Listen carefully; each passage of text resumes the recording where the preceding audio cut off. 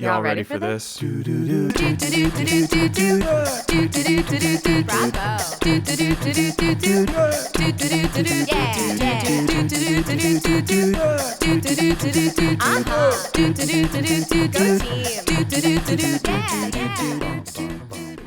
Welcome to Sports Kid Drama Kid. I'm Jim. I'm the Sports Kid. I'm Andy. I'm the Drama Kid. This week's episode topic was actually a suggestion from my sister on our Patreon page. And if you'd like to support our show, get bonus episodes, and make your own suggestions for episodes in the future, you can do that by joining our Patreon at patreon.com/SKDKpod. And a link to that is in the description of this and all of our episodes. And anyway, Andy's sister suggested that we do a review of the Kelce documentary. Mm-hmm. So we're going to do that, our take on that today. Andy and I both watched Kelce on Amazon Prime separately. And now we're going to go through the whole movie and sort of compare notes. If you haven't watched Kelce yet, be aware that there will be spoilers here. I mean, it's not a super plot-heavy documentary, and the main plot point did already happen. Yeah, like a documentary. The goal of this is just to give you some context and our takes on the documentary, so you don't need to watch it. I was not planning on watching it until we decided to do this. So you don't need to watch it to enjoy this, hopefully. But if you do choose to watch it, I think it'll be a nice little companion piece.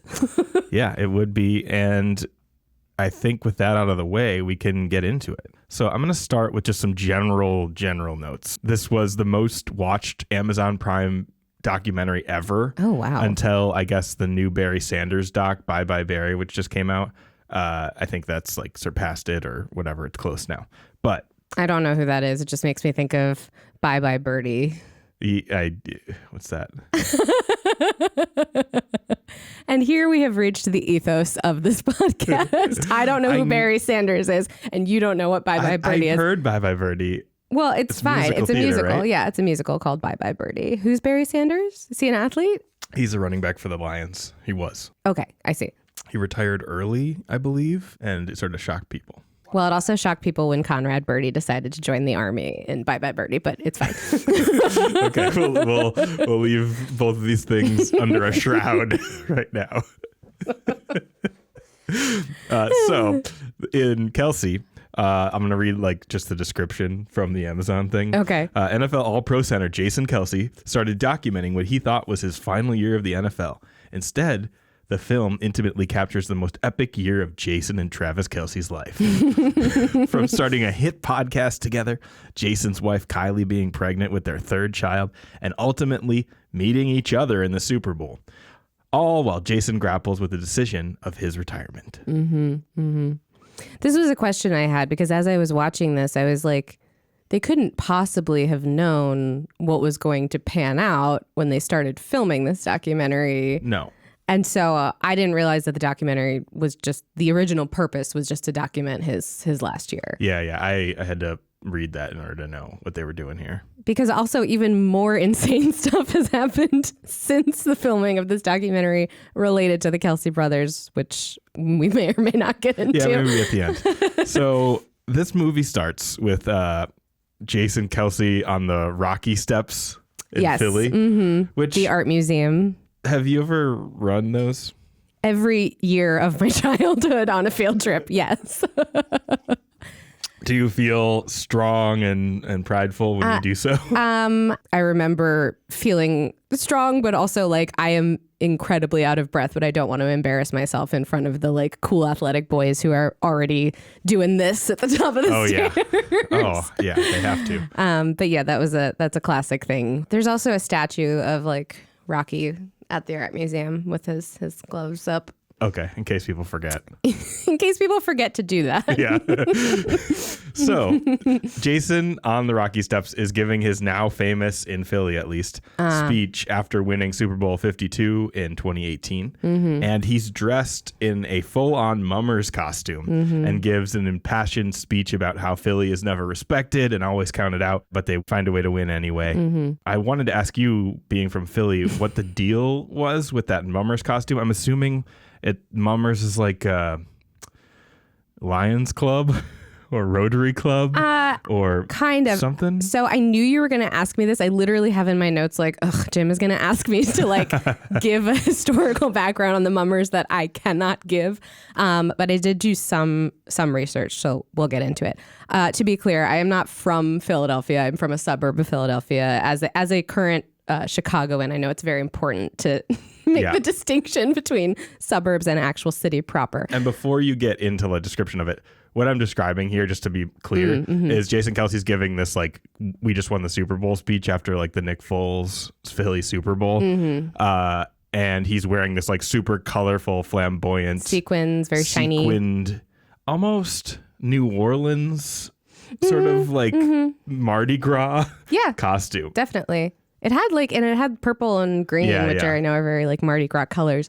My memory of the Mummers Parade, or Mummers in general, is every year on January 1st, New Year's Day, there is the Mummers Parade. And we would put it on TV, and it was just people in like crazy costumes with sequins and feathers, and they're playing instruments, and they're dancing, and they're parading through the streets of Philadelphia.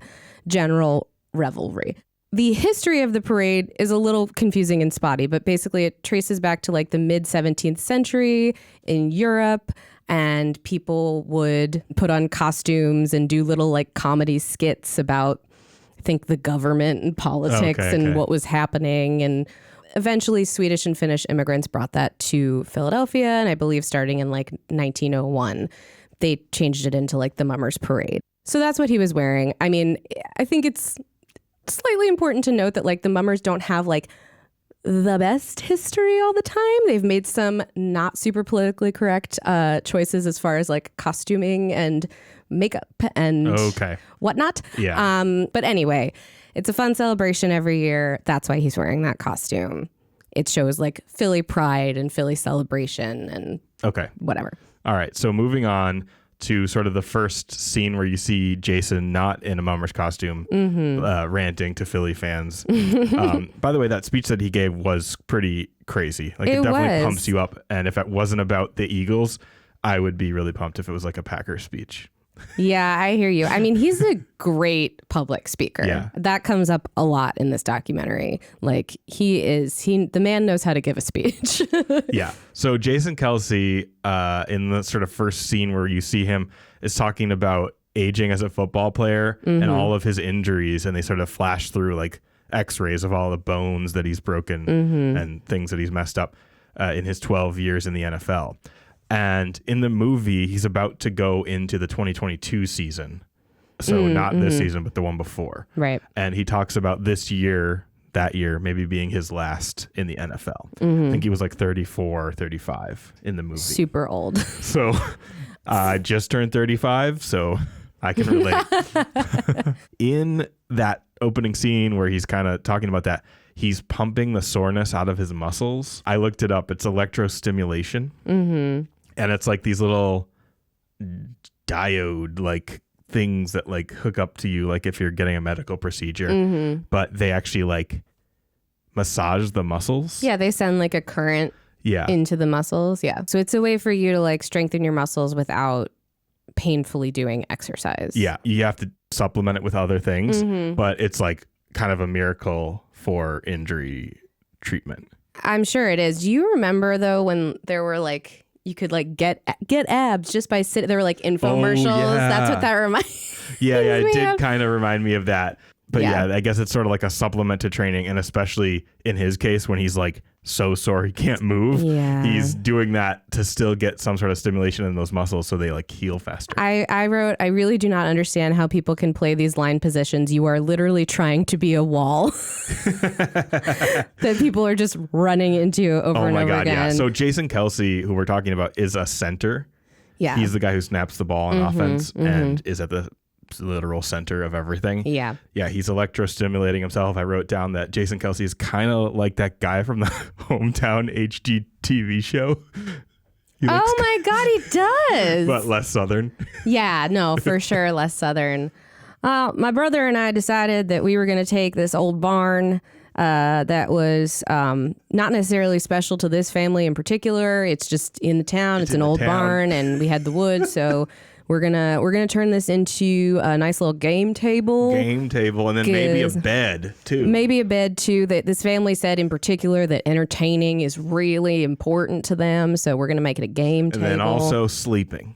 So yeah. They said if we could do something with a bed and a game table, Yeah. maybe I'll try to put those things together. And then you have the wife come in and she's like, I found a local artist who is dead, but her daughter still does cross stitching. And she's going to write something that's like a really cute message for their kitchen. I can't stand that show. I like that show. Of all the HGTV shows, before but I and do after. wonder how they redo an entire town and how they keep having new houses. That's my issue is like, if it's supposed to be, the whole conceit of the show is that it's a small town in Mississippi. How small could it be? If this many people are getting their houses renovated, whatever. Anyway, we watch Hometown, and Jason Kelce looks like the guy from Hometown. He does. That's how we got on That's why this is relevant to this episode. Not relevant at all. So the next scene is Jason can't find his Super Bowl ring. He's looking all over his house for his Super Bowl ring while his wife Kylie suggests where it might be. And this is where we're introduced to Kylie. Yes. He brought it golfing, which I thought was great, his Super Bowl ring, and now he can't find it. Because I imagine he was on the golf course being like, by the way, guys, like a couple beers in, I got the ring, and all of his friends are just like, no way, you brought the ring. God. My reaction to this was just, first of all, I love Kylie. We'll talk more about that. My initial reaction was, this is a surprisingly modest appearing home. Yeah. I don't know if it was the angles that it was shot at. And then I was also like, I really wish I knew which suburb of Philly this was, like which turnpike exit this was, just for my personal knowledge. And then I wrote, classic husbands can't find items in the house, eye roll. Yeah, I don't think that I would put my actually, I don't know where my college diploma is. So that's true, you don't, but I also don't know where your college diploma is. I think it's in a box at home. I have like the case for it that I got, like the little the folder, but not the diploma. I think I took it out, put it in a folder somewhere else. It's the kind of thing where it's like you don't need it. No. So you're Super not a Bowl dentist. ring, You're not going to put it up on the wall. I feel like the Super Bowl ring you put in like a display case on a wall in an office. I mean, I actually think it says a lot about him in a good way, in my opinion, that he doesn't have that. No, yeah. Because it's clearly the whole, you can't get through the documentary without realizing that football and the Eagles and like winning the Super Bowl is special to him. Obviously, it's special to him. But this is kind of, I relate to this of like, this is super special to me and I don't necessarily need the like object in order for it to feel special to me. I don't know. I understand it. Yeah, I think I get it too. Like on the night or right around there, it's probably cool to look at the ring. But then you're just like, whatever. You're not going to wear it around. And like, I don't know. It's like, I feel this way about in general, like objects are important and like of value, obviously, especially if they're like special to you or heirlooms or whatever. But like, people know that you care without them. Yeah. Then I have the next sequence, which is details on Jason meeting Kylie. Yes. And they talk about his Tinder profile and that they met on Tinder. I love that detail so much. And I was thinking about it. Obviously, I'm not on the dating apps, and you and I managed to find each other right before the dating apps really blew up. So I was never really on the dating apps, but I was just thinking to myself, I was like, certainly back before I knew you, and probably also still now, if I encountered a professional athlete on a dating app, I would have no idea. Yeah, I think she didn't know, yeah, and then they looked him up. She thought like maybe he was like catfishing. Yeah, and they were like, yeah, if she went with a friend to meet him for the first time for that story, like maybe he will be an NFL player, and if he's not, that's also funny. Yeah. But they worked out, and then they cut forward to the season starting, the season of 2022. And Kylie wondering why they can't just have one easy win, which is something I think all the time, especially watching Wisconsin sports.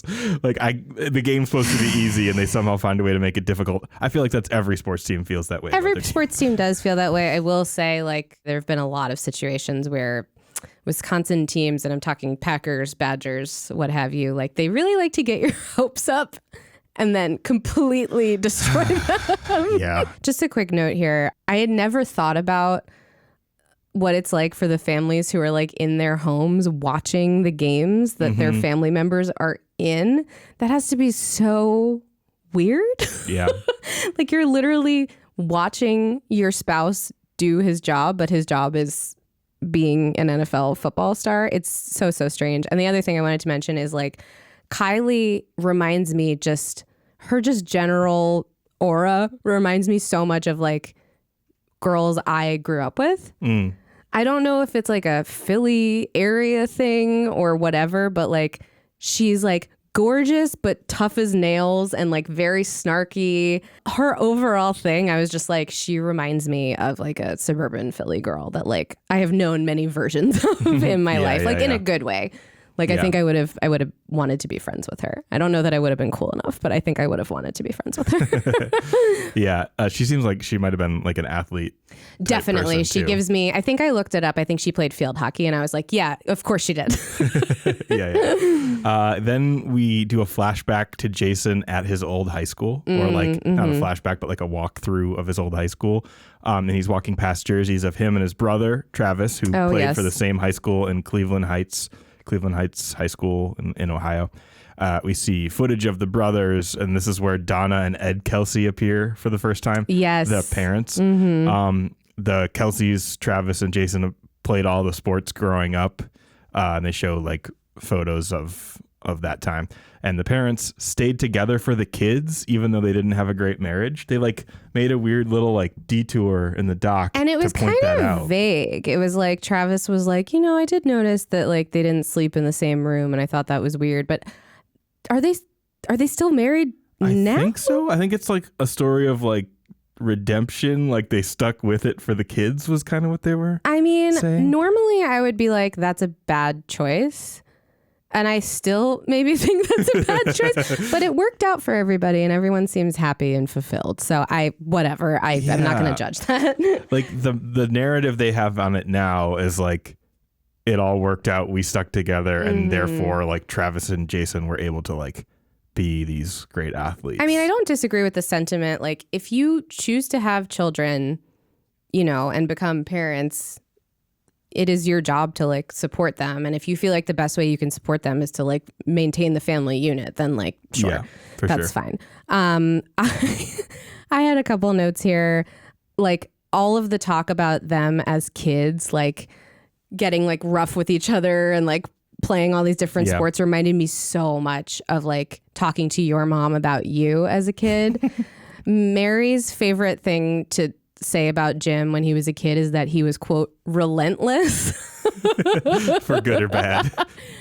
Meaning he just like, I think you had a lot of energy and you like wanted to be doing stuff all the time and you played all the sports. Yeah. And every story that you tell me about you and your brother, I'm always like, it's shocking that both of you are still alive with all of your limbs because the ways you chose to have fun were very ill-advised.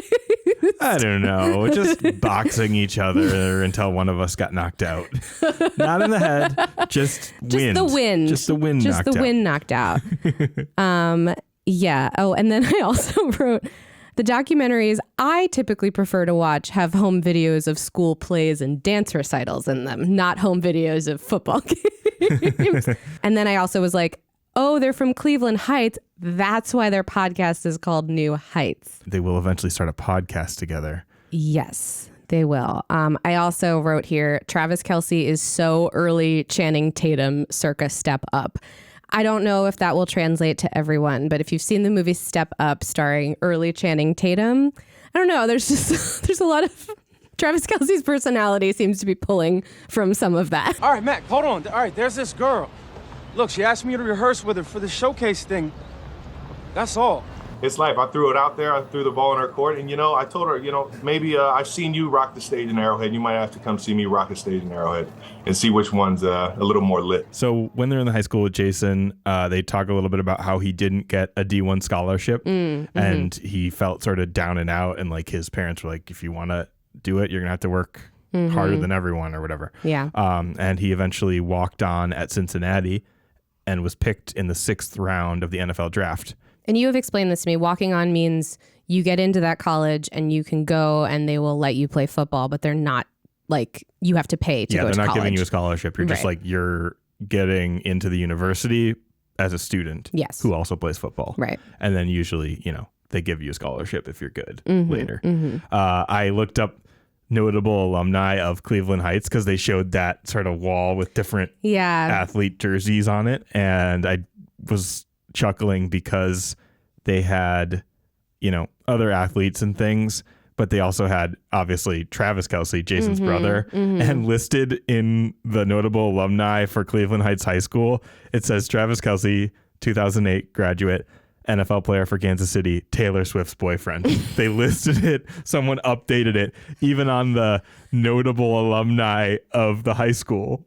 Yeah. I mean, someone in that high school that goes there now was like, I got to be the one to. Oh, yeah. Or it's it. just a Swiftie in general. Yeah. Like overall, it has been the main joke, which I agree with, but also I'm sick of hearing, is that like Travis Kelce didn't exist before Taylor Swift and everything is in relation to Taylor Swift. Then in the movie, get back on track here, Jason is at home with his family. He's on the couch talking about old injuries.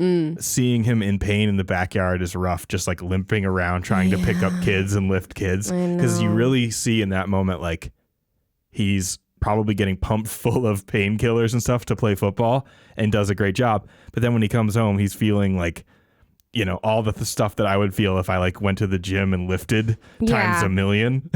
And he like can barely get off the couch, and he's talking at like age 34, 35, like about how he wants to be able to like play with his kids. Yeah. And not be hurt. That was tough to watch because, like you said, like when you're actually on the field, obviously you've done all the things that you can do to make yourself feel better. And then like the adrenaline starts going. Yeah. And like you probably aren't feeling any pain during that. And that was kind of a bummer to watch that. I was also in general across the board surprised at how much they left in about like what football does to a person's body and like what the medical risks could be, just because I know the NFL doesn't love that being and public Amazon information. Prime now plays NFL games. So they yes, old Jeff Bezos wanted Thursday night football, and now we have Thursday night football because it has to be on every single day and night of the fucking week. Not Wednesday or Tuesday. I can't. I like it enough now, but I can't watch it every day. I just can't. Then they cut to, they're sort of following this line of like Jason's injuries and how him and other players deal with it. They cut to Jason in sort of a devised scene for the movie. I literally said this feels staged. He's at a poker table, which with old players, and you just know that like the producers of this movie, or Jason himself, because he's a producer credit, it's like, oh, maybe I'll just sit down with some old players for a while and we'll use some of that. Which, as like a film person and former like maker of that type of documentary content, that is something you would like. Yeah, of course. It is funny when you're watching a documentary and you're like, oh, I guess Jason Kelce regularly plays poker with all of these Eagles retirees. No, and then you're not. like, no, he doesn't. But it was an interesting conversation they were having about retirement with all the old NFL players. And many of them don't know what to do when it's time to retire. And they talk about this.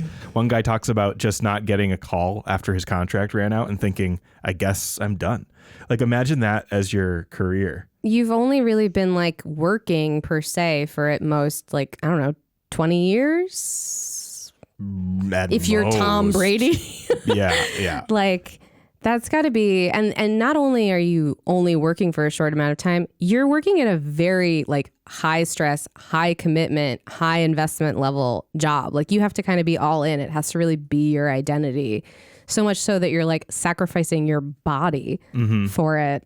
And then one day you're just supposed to be like, all right, I guess I don't do that anymore. I just looked it up. The average NFL career is actually only 3.3 years. Wow. When you factor in all the players who come in and out of the league. out really quickly. Yeah. So it's actually a very big rarity to do what he has done. For your body holding up, for you being good enough for all those years to keep a contract, all these factors. I mean, I don't really think of this often, but there's a lot of overlap between having the ambition and the desire to succeed in professional sports and also having that same ambition and desire to succeed in the arts. Like they're difficult for different reasons, but the thing that is very much the same, is that it is a highly coveted opportunity that is pretty rare to actually get. And then once you have it, it's pretty rare to be able to actually keep it. Yeah. And once you don't have it anymore, it could destroy you psychologically. What are you referring to? Nothing. So yeah, back at the table, I was just thinking that it's interesting to think about what you do after, because you're so dedicated to the sport at the highest level and then you're just done. And they're kind of joking that Jason has a bunch of irons in the fire Yes. for the end of his career, including a cow situation in Missouri. Yes. The shots of him going to farming school. Yeah. Like, can you imagine those other guys going to farming school with him? Like, you decide to like take a farming class and like Jason Kelce's in your farming class. He's just like looking for something to do And with he the was rest of his taking life. like very studious notes. It was very sweet. Yeah. Apparently he bought a cattle farm in Missouri and that's Yep. why he's doing that. And I mean, cows are very therapeutic. Apparently, according to my TikTok feed, they really like to be cuddled. oh, I keep seeing that too. And I really want to do that. I know. I've looked into it first. I'm doing research. They mentioned that Brent Selleck had a few failed businesses. He was an old tight end on the Eagles. And so I looked into that, and he opened a restaurant called Prime Stash American Bistro Okay. at 110 Chestnut Street in Old City. Oh, yeah. I'm familiar with that area. It closed. Then they cut to sort of following this line of like the farming thing. Jason and Travis gardening. Yes. In I think Jason's backyard. And this is when we see them sort of starting their podcast, New Heights, which you said is a reference to Cleveland Heights, Ohio. Yes. Travis Kelce, the Taylor Swift boyfriend, is also in the NFL. It's two brothers. They both made the NFL. Yes. And, you know, we'll get to more of that, but we see them together now in the doc. So I made a note here about the podcast. We see them like starting the podcast in this scene or talking about it as one of Jason's irons in the fire for after he retires. And it's funny to see them just starting out, making all the normal disclaimers that me and you have made or any of our friends or creative people have made. Like, it's going to get better. We're just starting. Yeah. Like, it's the same thing that we did with this podcast. Fumbling over on the mics, like having never been there before. You just see them really awkward. I can't tell you how many creative projects I've been a part of where at the beginning I'm like, well, you don't have to be here if you don't want to because it might be terrible. And I don't know. I did write, it was funny to hear them stumbling over words in the podcast. And I wrote, well, the podcast certainly wasn't a disaster. Yeah. It's now like the most popular podcast in the sports sort of genre. And we're coming for you. I mean, Taylor Swift did have something to do with that. Oh, yes. Because I'm sure people have stayed listening because like they're enjoying it and it's a good podcast. Honestly, the two of them are very charming together. And like all athletes with podcasts, if you care about sports, it is cool to see someone on the inside of it, like speaking candidly. That's what I wrote down, that it was kind of mind blowing to see two players currently playing, literally talking about what just happened. Yes. Like a day ago. And they have such a good rapport with each other because they're so close. The main thing, though, that really blew them up recently was that Travis would talk about whatever had just happened with Taylor Swift in limited detail, for sure, because I'm sure he's being advised what to say and what not to say. Mm-hmm. But like, I know some Swifties who are like, I have never in my life been so excited to see like a clip from a sports podcast. Yeah, but to be clear, the podcast was already like super popular before that happened. It was, of because course. They were mentioning how they were like racing up the charts even when the movie was filmed. For sure. Absolutely. Anyway, the next scene is they cut to a scene of football being played, which I'm sure you debated fast forwarding. I didn't fast forward, but I was folding my laundry. So the Eagles are 6-0 in this season after beating the Cowboys in a big game, and they're kind of celebrating that.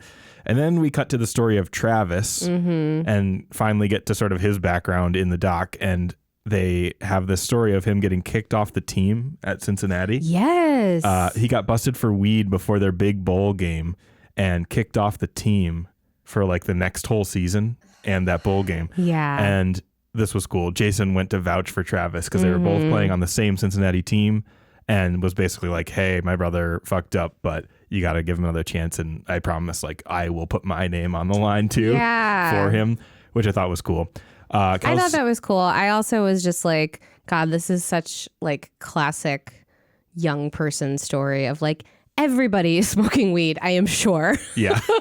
But like someone has to go down for it, and like we should legalize marijuana at the end.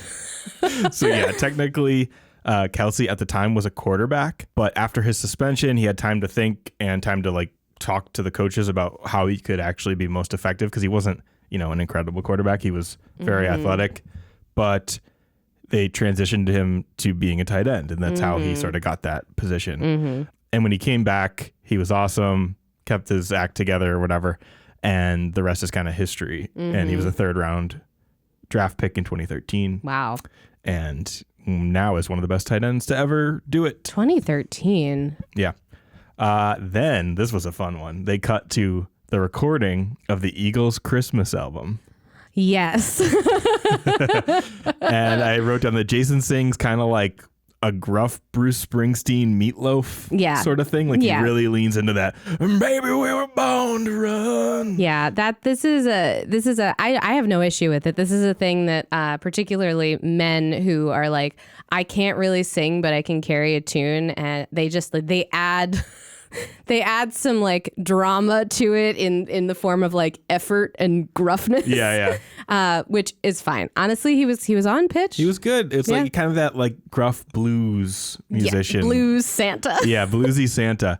It was cool to see football players just being goofy and sort of embracing that. And they had some good voices. Oh my God, that one Australian guy. Jordan Mailata, I wrote down. He's incredible. Beautiful voice. And I also wrote down here that I found a Christmas album mini doc on YouTube that is required watching if you liked this. We're in Conshohocken, Pennsylvania. Yeah. It's 98 degrees and we're recording a Christmas album. The problem is I can't sing. So I knew I was going to have to coax guys that could sing to come do this. And that's when I went to Jordan and Lane and some actual musicians. Charlie Hall, the drummer for War on Drugs. He's great at arranging music. We knew that he'd be able to bring good energy, good vibes, and make this thing fun. And it's just been a blast. The vocal coach, Eliza, has been really good at teaching guys that can't sing how to kind of sing. Yes. Connect to your vocal cords. It is. Oh my God. She's just been kind of the energy and the momentum to kind of get us to sound okay-ish. This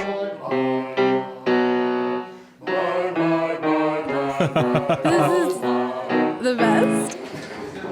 I'm so overwhelmed. I'll start with White Christmas. I said I'm dreaming of a white Christmas. It's like the one I used to know. Gorgeous. Anyway, just to give you a little taste of gorgeous Jordan Mailata. Okay, so many things. Conshohocken is like the neighborhood right next to where I grew up. So I love that. That's wild, yeah. That fills me with such joy. Vocal coaches are magicians, honestly. Seriously. Like, as someone who sings, obviously, like, you come in and you're like, I have particular things I want to work on. But like, by the end of a voice lesson, you just feel like, with a good vocal coach, you just feel revived and like you can do absolutely anything. And so I'm so excited for them that they got to have that experience. Also watching them do like lip trills, like the and like noodle their arms. Like, this is all stuff like I had to do on a regular basis when I was doing voice lessons. So that was just like so sweet. And it reminds me also of when I did musical theater in high school, there were never enough guys who wanted to participate. And in order to fill out the cast, my director would recruit men from the sports teams. So I remember we would have football players who would like join the cast of the musical, and then they would come back the next year of their own volition because they had so much fun. So yeah. Watching that and the vocal coach and these sort of big guys out of, their normal context, trying to learn how to sing and, do that, reminded me of how I got into like arts in general, which was in college. I did this like fraternity variety musical show called Humorology, where I was basically like a Jason Kelce walking in and then being like, you guys got to try it. And then I liked it and like could carry a tune and then got into sort of like musicals and arts from that. So it was kind of cool to see like kind of the same scenario. you have a beautiful play voice. out. Oh, thank you. I remember I said that. Thank you. I remember I said that to your mom, and your mom was like, I always wanted him to be in choir. And you were like, I never was told that. I mean, I think I was kind of told that, but it was like not really something I ever wanted to do at the time. I hear you. Because I didn't want to get made fun of. Yeah, no, I get that. But yeah, that was really fun. They recorded this Christmas album, and of course, it's like the most popular Christmas album. Well, they recorded another one again this year. Oh, wow. Yeah, and Patti LaBelle, the famous Patti LaBelle, and I think a couple other artists are on it.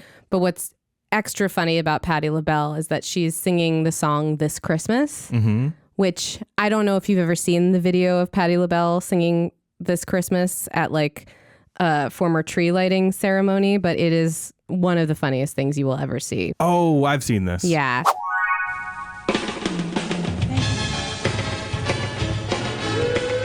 Already the music is too loud and clearly surprised her.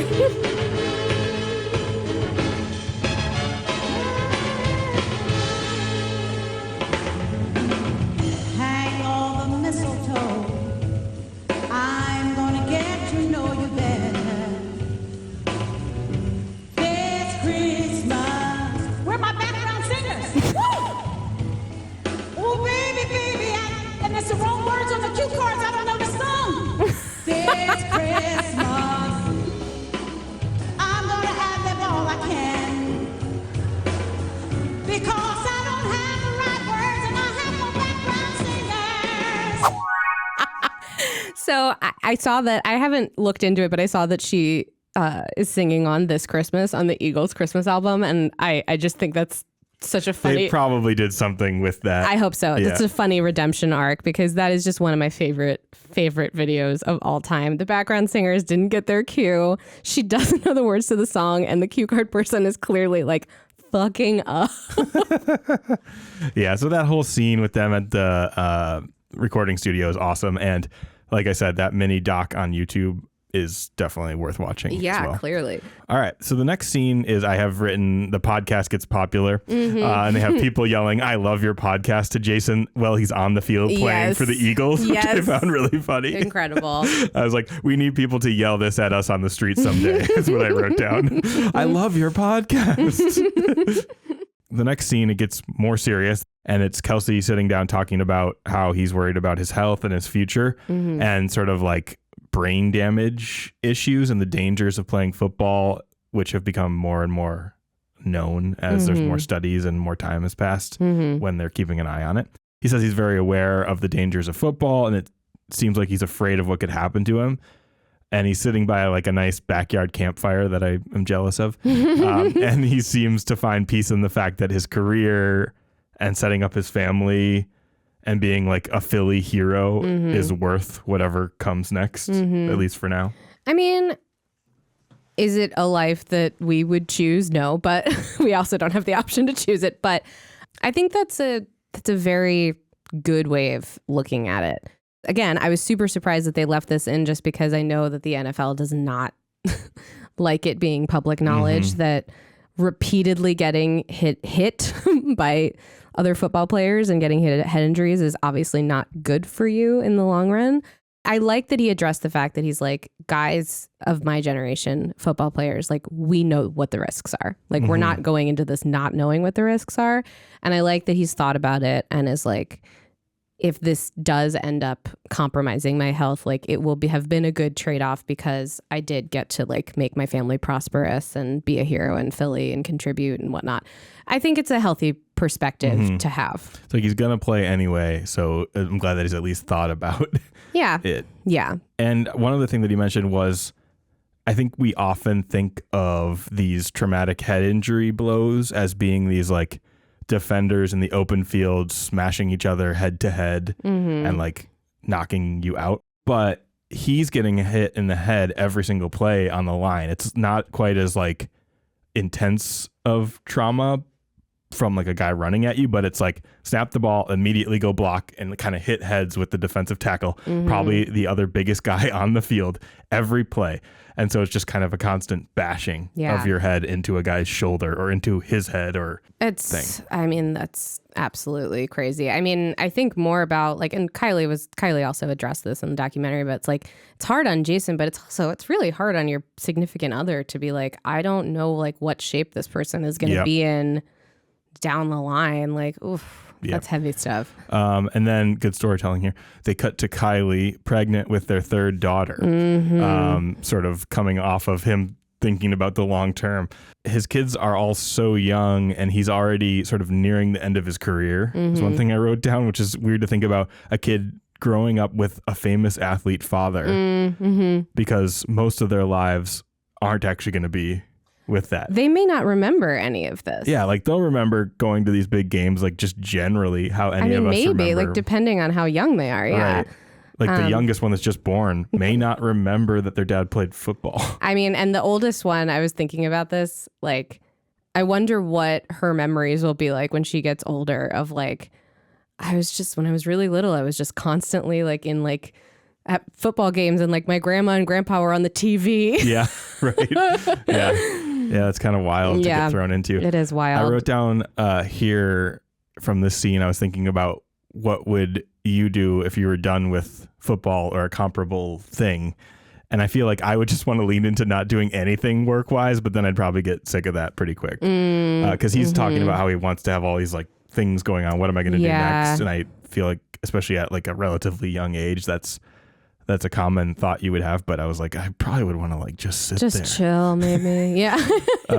Yeah, I think it's nice that he's so motivated to like do productive things. I'm like, if I had the choice. And all that money. Probably wouldn't contribute much to the world. But yeah, I think many players go the route of like working in football right after playing it. Right. And I think I would at least probably not want to do that. Yeah. He seems to be not doing that. He like wants to do other projects and spend time with his family after. At least that's what he's thinking in the doc.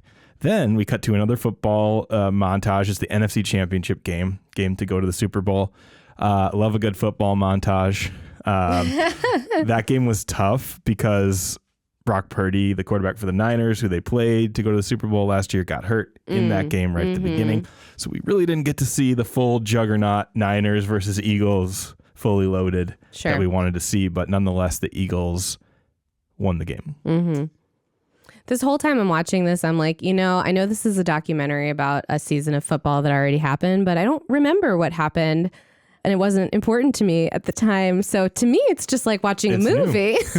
Yeah. You get sort of the Friday Night Lights version. Yeah.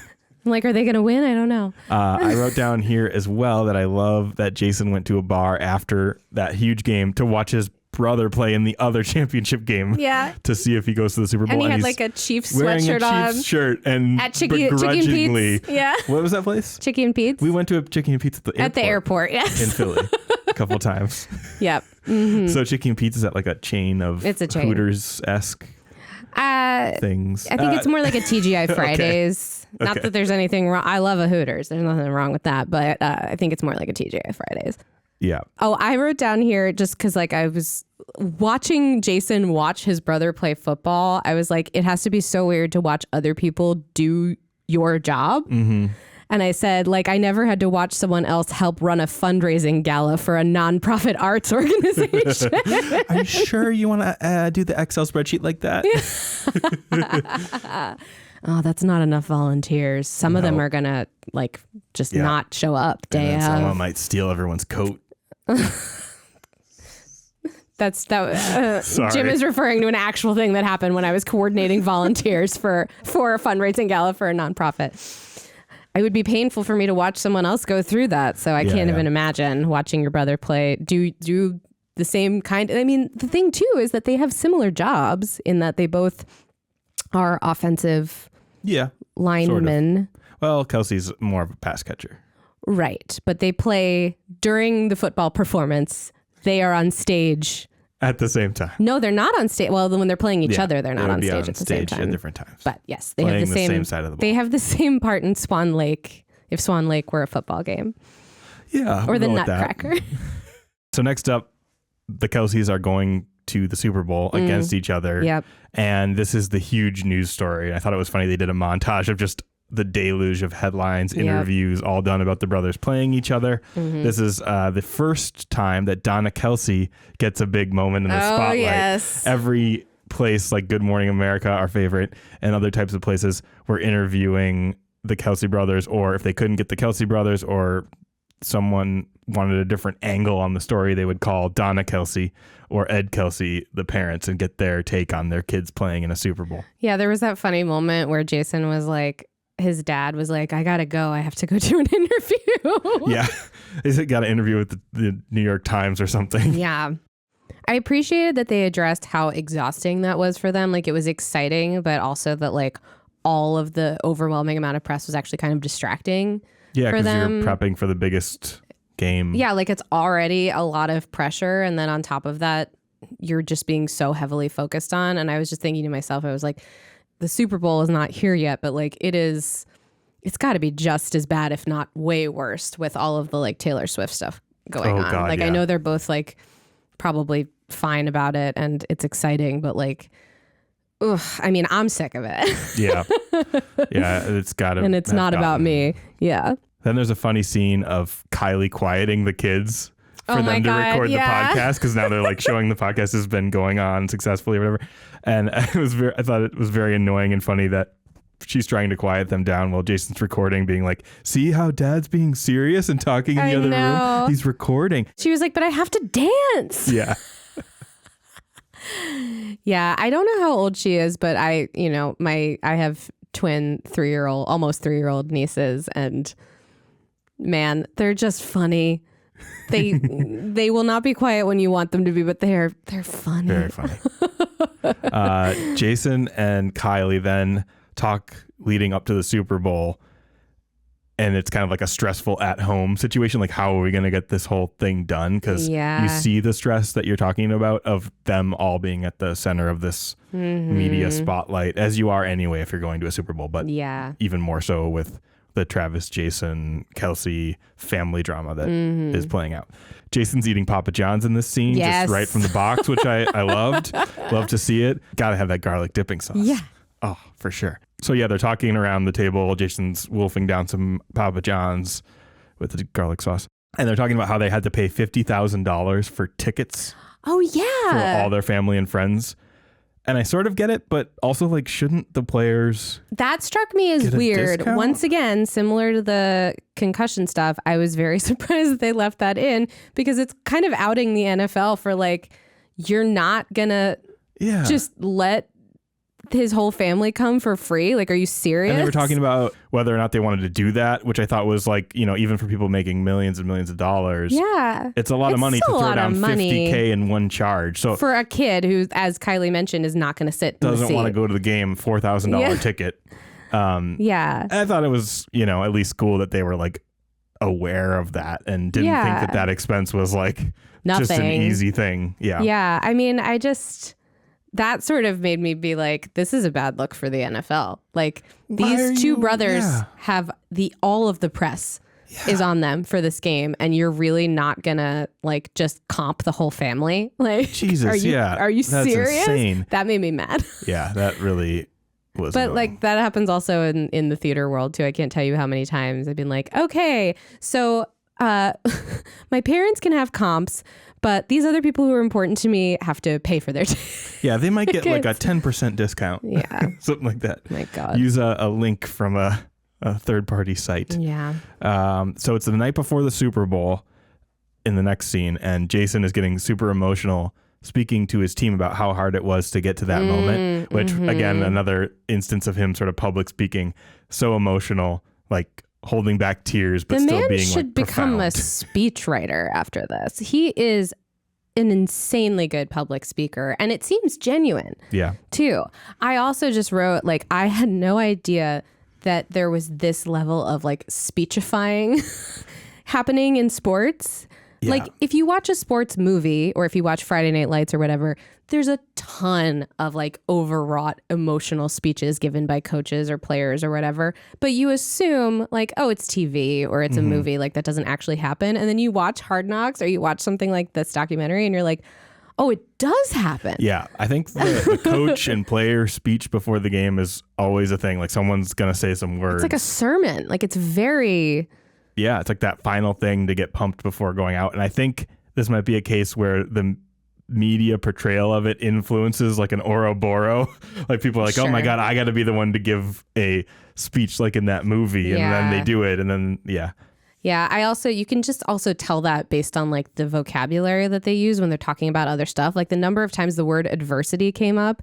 Yeah. And it's because that is like a word that I have noticed is a favorite of people who are making big, profound sports speeches. Resilience. Yes. Yeah, all those types of words. Yeah. Every challenge, the word adversity came up, and I was like, this is a real buzzword in like the speechifying of professional sports. Yeah, so they really pump us up with the Jason speech where he's reminding all the young players and everyone on the team that like this may be the only chance you get to play in the Super Bowl, even if you think you have your whole career ahead of you. You never can really count on getting back there.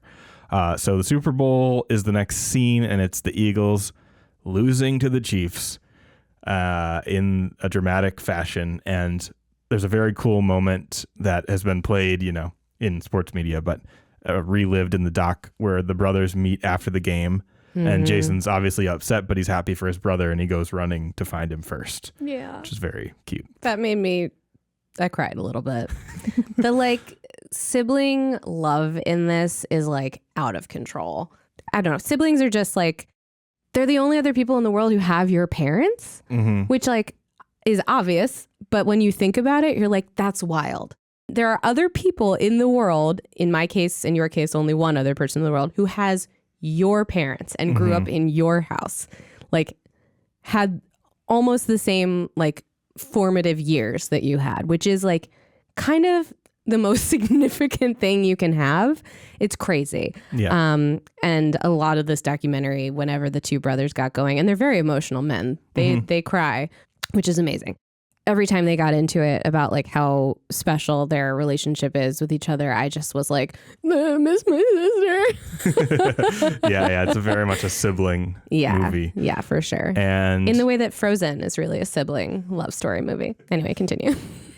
I wrote down that it's weird to see them as a family in a hotel room right after losing the Super Bowl. Like you get this bright lights, crazy, can't get a word in, most hyped event in America, the Super Bowl, and then everything is just quiet and you're like back in a hotel room with two noisy kids who like want to go to bed. Yeah. And you have to plan like getting home. And Kylie in the background just shoving clothing into a suitcase. I was also like, I love this woman. I would die for this woman, because the way she was packing the suitcases was literally, she was like pile in the suitcase. And I was like, hell yeah. Yeah. And when they were back on the field, Travis was talking to Jason, and Jason was like, go celebrate, with mom and dad or whatever. Yeah. And the parents were like out with the winner for the night. Yeah. And Jason was like, that's okay. Like, go celebrate. The whole thing just felt like very Shakespearean almost, of just like these two brothers have to like come together to like quote unquote fight and battle each other in this game. And then like, I don't know, the documentary, there were, in general, my overall review of the documentary is that I loved it, but it had a lot of overwrought moments. And some of the overwrought moments, though earned, were like the juxtaposition of like Travis really enjoying himself and then like Jason putting on a brave face for his family and like getting through it. But you could tell he was like pretty disappointed. Yeah.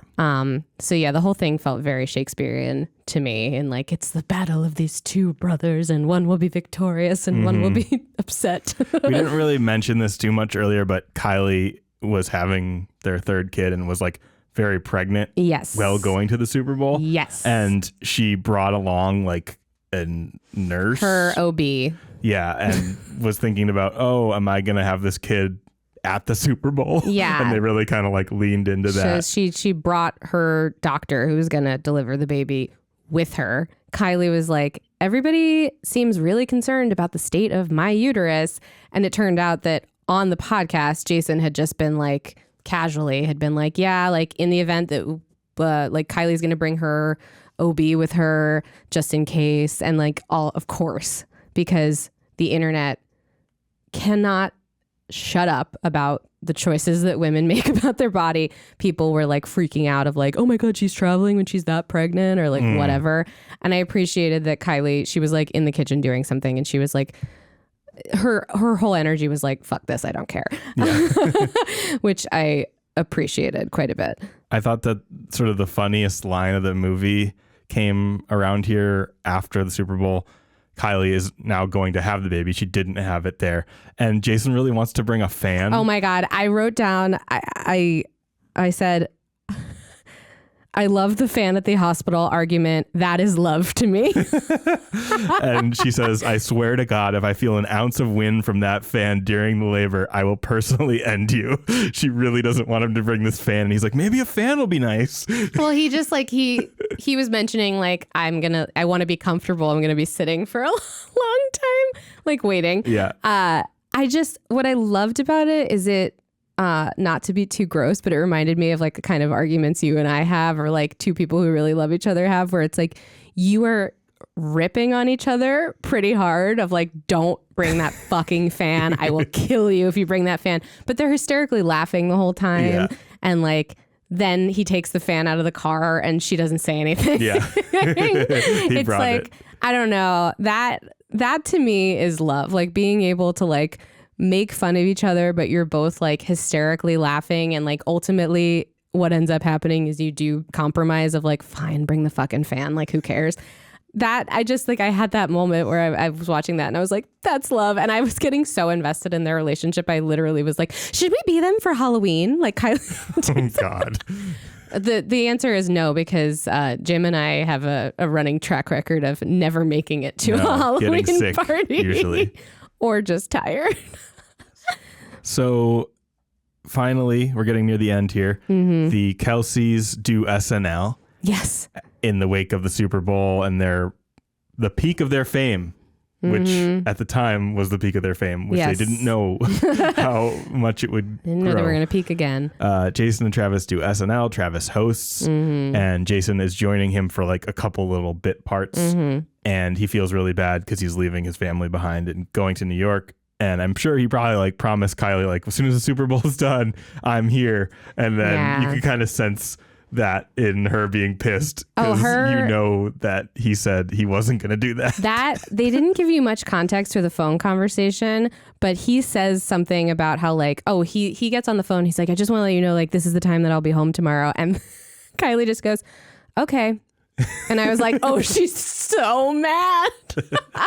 Yeah, it feels really bad about it. But again, like, that to me, again, that is like a loving, secure relationship where like you can have a phone conversation where like clearly people are not meeting in the middle and she's mad and he's doing the best he can or whatever. And like, they're going to be fine. Yeah. You know? And I think he was like, well, I never get to do SNL in my entire life. So this is like the chance or whatever. Yeah. And she was like, well, I just had a baby and you have two other babies. No, I see. No, I see both sides of it as well. I get it. So the movie ends with Jason revisiting his thoughts about coming back for another season at the end.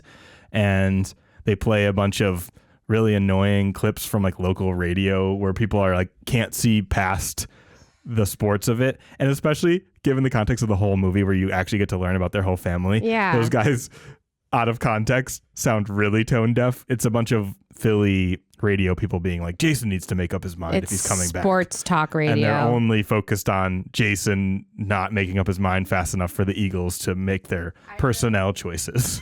I wrote, wow, are sports radio men the worst people on earth? Yeah. I actually looked on Reddit while I was kind of just reading about this after watching it. And that was the main thing people were in the sports world complaining about. Mean. They were like, these assholes not giving Jason a chance to like think about it. Yeah. I mean, it's just like daytime sports talk radio guys that like, they have to have strong opinions. They have their take. But I was just like, Jesus Christ, back the fuck off. Yeah.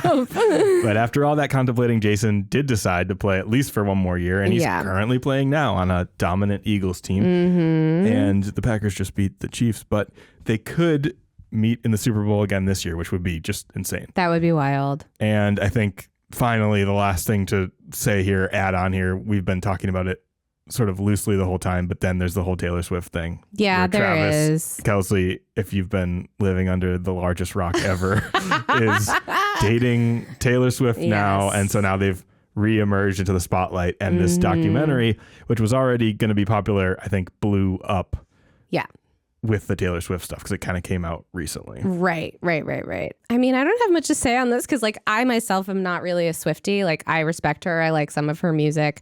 I tend to be someone that the more hyped, like I'm an asshole for this, admittedly, but the more hyped something is, the more I'm like, I don't want anything to do with it. Yeah, I think I'm kind of snobby like that too.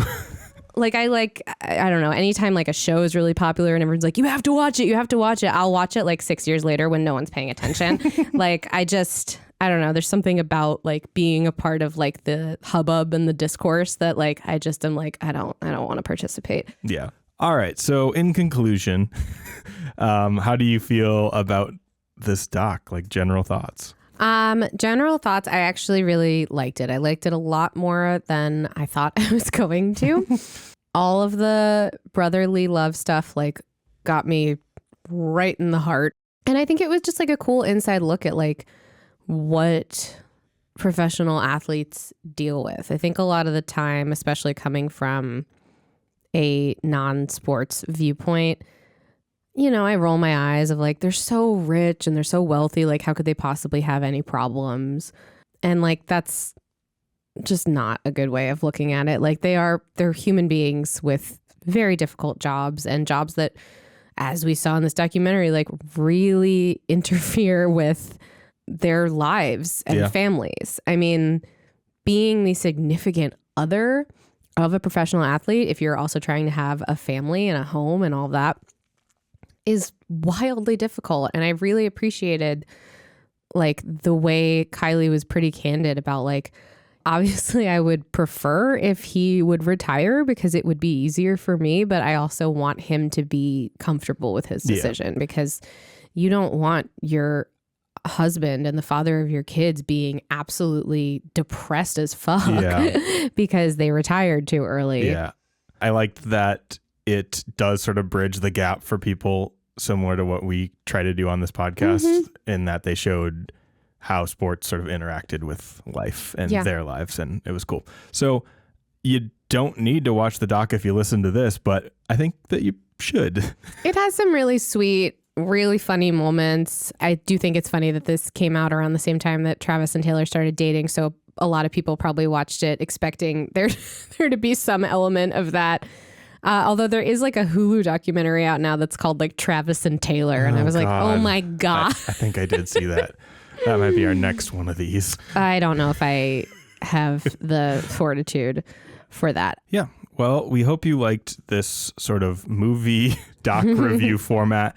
It's something we might play around with in the future because there are so many sports docs. There sure are. So if you're listening to this in real time, this is going to be out in the middle of December.